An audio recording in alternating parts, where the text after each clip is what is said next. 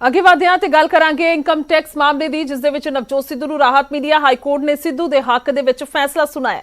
Income tax ਵਿਭਾਗ ਹੀ ਸਿੱਧੂ ਦੀ appeal ਸੁਣੇਗਾ। ਵਿਭਾਗ ਨੇ ਸਿੱਧੂ ਦੀ ਅਪੀਲ ਖਾਰਜ ਕਰ ਦਿੱਤੀ ਸੀ। ਵਿਸਤਾਰ ਦੇ ਨਾਲ ਜੇਕਰ ਗੱਲ ਕੀਤੀ ਜਾਵੇ ਤਾਂ ਸਿੱਧੂ ਨੂੰ ਹੁਣ ਰਾਹਤ ਮਿਲਦੀ ਹੋਈ ਨਜ਼ਰ ਆ ਰਹੀ ਹੈ।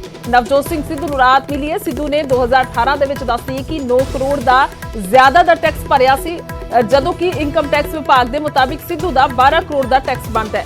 ਸਿੱਧੂ ਨੇ ਇਸ ਦੇ ਖਿਲਾਫ ਇਨਕਮ ਟੈਕਸ ਵਿਭਾਗ ਦੇ ਵਿੱਚ ਅਪੀਲ ਕੀਤੀ ਸੀ, ਜਿਸ ਨੂੰ ਬਿਨਾਂ ਸੁਣੀ ਵਿਭਾਗ ਨੇ ਖਾਰਜ ਕਰ ਦਿੱਤਾ। ਇਸ ਦੇ ਖਿਲਾਫ ਸਿੱਧੂ ਹਾਈ ਕੋਰਟ ਪਹੁੰਚੇ, ਜਿੱਥੇ ਕੋਰਟ ਨੇ ਨਿਰਦੇਸ਼ ਦਿੱਤੇ ਨੇ ਕਿ ਇਨਕਮ ਟੈਕਸ ਵਿਭਾਗ ਹੀ ਸਿੱਧੂ ਦੀ ਅਪੀਲ ਸੁਣੇਗਾ।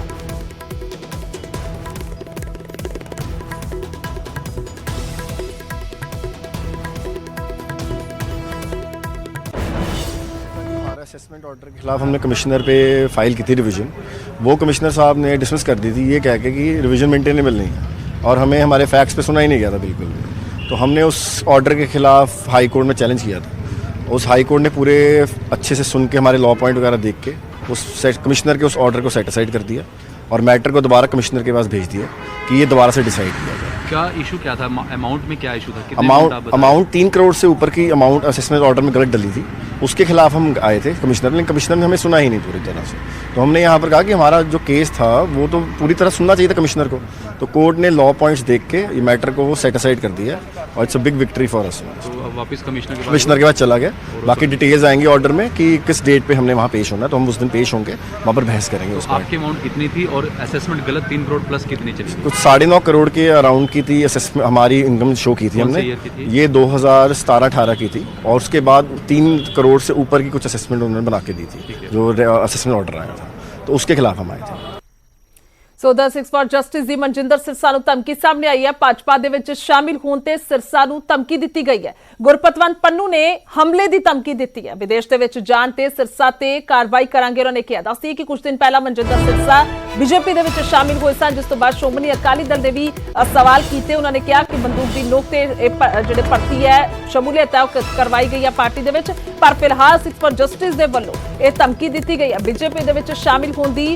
ਪੰਨੂ ਨੇ ਕਿਹਾ ਕਿ कीमत जी चुकानी पवेगी। और आखिरकार मनजिंदर सिंह सिरसा की कुछ कहते हैं इस सारे ते ऑनलाइन ते जुड़े ने साडे नाल। सिरसा साहब स्वागत है न्यूज़ 18 पंजाब ते। की कहना चाहोगे जो ये धमकी भरी खबर सामने आई है, ये ऑडियो सामने आई है?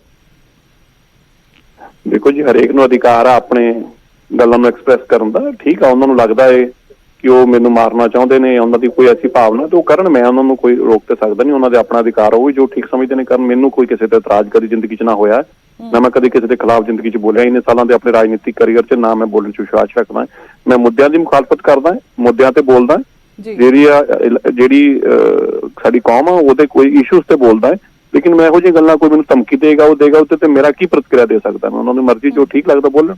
ਨਹੀਂ, ਦੋ ਚੀਜ਼ਾਂ ਨੇ ਸਿਰਸਾ ਸਾਹਿਬ। ਇੱਕ ਪਾਸੇ ਤਾਂ ਤੁਸੀਂ ਕੀ ਸਮਝਦੇ ਹੋ, ਕਿਹੜੀ ਭਾਵਨਾ ਨੂੰ ਰੱਖਦੇ ਹੋਏ ਉਹਨਾਂ ਨੇ ਧਮਕੀ ਦੇਣਾ ਇੱਥੇ ਸਮਝਿਆ ਹੈ ਜ਼ਰੂਰੀ? ਕਿ ਉਹਨਾਂ ਨੂੰ ਕੀ ਲੱਗਿਆ ਕਿ ਕਿਉਂ ਬੀਜੇਪੀ ਚ ਸ਼ਾਮਿਲ ਹੋਏ ਨੇ? ਦੇਖੋ ਦੂਸਰੀ ਗੱਲ ਇਹ ਹੈ ਕਿ ਆਖਿਰਕਾਰ ਕਿਉਂ ਉਹਨਾਂ ਨੂੰ ਲੱਗਿਆ ਕਿ ਬੀਜੇਪੀ ਦੇ ਵਿੱਚ ਸ਼ਮੂਲੀਅਤ ਨਹੀਂ ਕਰਨੀ ਚਾਹੀਦੀ ਸੀ? ਕੀ ਤੁਸੀਂ ਵੇਖ ਰਹੇ ਹੋ ਸਾਰੀ ਚੀਜ਼? ਦੇਖੋ ਜੀ, ਇਸ ਤਰ੍ਹਾਂ ਮੈਂ ਹੁਣੇ ਥੋੜੀ ਦੇਰ ਪਹਿਲਾਂ ਦੇਖ ਰਿਹਾ ਸੀ, ਸਿੱਧੂ ਮੂਸੇਵਾਲੇ ਨੇ ਕਾਂਗਰਸ ਜੁਆਇਨ ਕੀਤੀ ਆ, ਕਹਿੰਦੇ ਜਿਹਨੂੰ ਗਾਲਾਂ ਕੱਢਦੇ ਪਏ ਨੇ ਲੋਕ। ਭਾਈ ਇਸ ਤਰ੍ਹਾਂ ਹੈ ਨਾ, ਲੋਕਾਂ ਨੇ ਤੇ ਬੋਲੀ ਜਾਣਾ। ਕੋਈ ਮੁੱਦੇ ਤੇ ਗੱਲ ਕਰਕੇ ਆਪਾਂ ਨੂੰ ਗੱਲ ਕਵੇ, ਆਪਾਂ ਦਾ ਜਵਾਬ ਵੀ ਦੇ ਸਕਦੇ ਹਾਂ। ਮੰਨ ਲਓ ਕੋਈ ਕਹਿੰਦਾ ਇਸ਼ੂ ਮੇਰਾ ਆਹ ਵਾਲਾ ਹੈ, ਜੇ ਇਸ਼ੂ ਐਡਰੈਸ ਨਹੀਂ ਹੋਇਆ, ਉਹਦੇ ਤਾਂ ਆਪਾਂ ਜਵਾਬ ਦੇ ਸਕਦੇ ਹਾਂ। ਕੋਈ ਮਾਂ ਭੈਣ ਦੀ ਗੱਲ ਕੱਢੇਗਾ, ਕੋਈ ਕੁਛ ਮਾੜਾ ਕਹੇਗਾ, ਕੋਈ ਕਹੇਗਾ ਮੈਂ ਤੈਨੂੰ ਮਾਰ ਦੂੰਗਾ, ਕੋਈ ਕਹੇਗਾ, ਉਸ ਗੱਲ ਦਾ ਕੋਈ ਜਵਾਬ ਨਹੀਂ ਦਿੱਤਾ ਜਾ ਸਕਦਾ। ਧਮਕੀ ਦਾ ਮਤਲਬ ਤੁਹਾਨੂੰ ਕੋਈ ਫਰਕ ਨਹੀਂ ਪੈਂਦਾ, ਦਿੱਤੀ ਜਾਵੇ ਬੇਸ਼ੱਕ। ਸੋ ਇਸ ਕਰਕੇ ਮੈਨੂੰ ਨਹੀਂ ਲੱਗਦਾ ਜੀ ਕਿ ਉਹ ਜੋ ਉਹਨਾਂ ਨੂੰ ਠੀਕ ਲੱਗਦਾ ਉਹ ਆਪਣੇ ਤਰੀਕੇ ਨਾਲ ਬੋਲਣਾ ਠੀਕ ਸਮਝਦੇ ਉਹ ਬੋਲੀ ਜਾ ਰਹੇ ਨੇ। ਮੇਰੇ ਮੁੱਦੇ ਤੇ ਮੇਰੇ ਨਾਲ ਕੋਈ ਗੱਲ ਕਰਨਾ ਚਾਹੂਗਾ, ਮੈਂ ਜ਼ਰੂਰ ਜਵਾਬ ਦਊਂਗਾ ਉਹਨੂੰ। ਕੋਈ ਐਕਸ਼ਨ ਲਓਗੇ ਤੁਸੀਂ ਇਸ ਤੇ? ਕਾਹਦਾ ਐਕਸ਼ਨ ਲੈਣਾ ਹੈ ਜੀ? ਮੈਂ ਕਿਸੇ ਨੂੰ ਕਿਹਾ ਐਕਸ਼ਨ ਲੈ ਕੇ ਕੀ ਕਰਾ ਲੈਣਾ? ਉਹ ਵੀ ਉੱਥੇ ਬਹਿ ਕੇ ਧਮਕੀਆਂ ਦਿੰਦੇ ਨੇ, ਉੱਥੇ ਬਹਿ ਕੇ ਮਾਰਨ ਦੀਆਂ ਗੱਲਾਂ ਕਰਦੇ ਨੇ। ਮੇਰੀ ਗੱਲ ਸਮਝੋ, ਇਹ ਕੋਈ ਜਵਾਬ ਥੋੜਾ ਹੈਗਾ ਕਿ ਧਰਤੀ ਤੇ ਉਤਰ ਕੇ ਦਿਖਾਵੇ। ਇਸ ਧਰਤੀ ਤੇ ਗੱਲਾਂ ਦੇਖੋ, ਰਿਟੋਰਿਕ ਸਟੇਟਮੈਂਟ ਕੋਈ ਵੀ ਦੇ ਸਕਦਾ ਹੈ। ਇਸ ਤੋਂ ਪਹਿਲਾਂ ਉਹਨਾਂ ਨੇ ਕਿੰਨੇ ਕੁ ਲੋਕਾਂ ਨੂੰ ਮਾਰਿਆ ਹੈ, ਉਹਦੀ ਕੋਈ ਰਿਜ਼ਲਟ ਕਿਸੇ ਦੇ ਹੱਥ ਕੋਈ ਦੇ ਦੇਣ ਕਾਗਜ਼ ਕੂਗਜ਼ ਵੀ ਇੰਨੇ ਕੁ ਬੰਦੇ ਅਸੀਂ ਪਹਿਲਾਂ ਮਾਰ ਰੱਖਿਆ ਤੇ ਹੁਣ ਤੇਰੀ ਵਾਰੀ ਆ। ਇਸ ਤਰ੍ਹਾਂ ਲੋਕਾਂ ਨੂੰ ਬਜਾਏ ਉਕਸਾਉਣ ਦੇ, ਲੋਕਾਂ ਨੂੰ ਇਸ ਤਰ੍ਹਾਂ ਕੋਈ ਤੱਥਾਂ ਤੇ ਗੱਲ ਕਰਨ, ਕੋਈ ਤੱਥਾਂ ਤੇ ਆਧਾਰਿਤ ਗੱਲ ਕਰਨ, ਕੋਈ ਸੰਦੇਸ਼ ਦੇਣ ਕਿ ਦੇਖੋ ਜੀ ਸਾਡਾ ਤਾਂ ਇਹ ਲੱਗਦਾ ਗਲਤ ਕੰਮ ਕੀਤਾ ਗਿਆ, ਇਹਨੂੰ ਐਡਰੈਸ ਕਰਨ, ਜਾਂ ਸਾਨੂੰ ਲੱਗਦਾ ਕਿ ਆਹ ਕੰਮ ਇਸ ਤਰ੍ਹਾਂ ਹੋਣਾ ਚਾਹੀਦਾ ਹੈ। ਉਹ ਤੱਥਾਂ ਤੇ ਆਧਾਰਿਤ ਕੋਈ ਗੱਲ ਕਰਕੇ ਕਿਸੇ ਨੂੰ ਕਹੇਗਾ ਤਾਂ ਉਹ ਤੇ ਗੱਲ ਸੁਣ ਲਏਗਾ।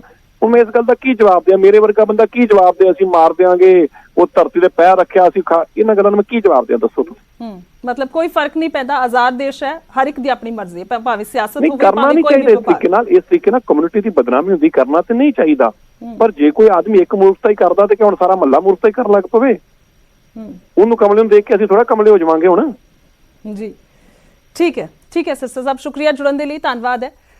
और फिलहाल इस धमकी नूं लैके मनजिंदर सिरसा का कहना है कि कोई फर्क नहीं पैंदा। हालांकि उन्होंने वालों जो ये बयान दिता जा रहा उससे जवाब देना भी उन्होंने वाजिब नहीं लगता, क्योंकि जेकर किसी नूं थप्पड़ मारन की धमकी, जानो मारन की धमकी आती है तो उससे की किया जाए। हालांकि उन्होंने खुद का निजी फैसला है, इस करके वो इससे कुछ भी जवाब नहीं देना चाहते। पर फिलहाल ये ऑडियो जारी करके गुरपतवंत पन्नू दे वल्लों हमले की धमकी दी गई है। विदेश के विच जाण ते सिरसा ते कार्रवाई कर